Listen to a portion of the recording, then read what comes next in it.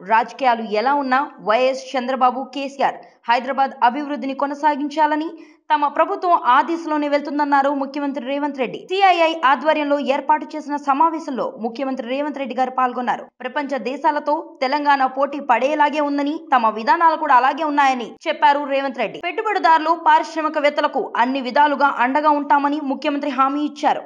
అభివృద్ధి విషయంలో ప్రభుత్వానికి ఎలాంటి భేషజాలు లేవని ముఖ్యమంత్రి భరోసా ఇచ్చారు.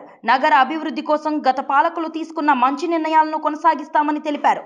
తెలంగాణలో విద్య, ఉపాధి అవకాశాల కల్పనలో సిఐఐతో కలిసి ముందుకు నడుస్తామని సీఎం రేవంత్ రెడ్డి అన్నారు. 64 ఐటీఐలను స్కిల్ డెవలప్మెంట్ సెంటర్లుగా 2,000 కోట్లతో అభివృద్ధి పరచనున్నట్లు ముఖ్యమంత్రి వెల్లడించారు.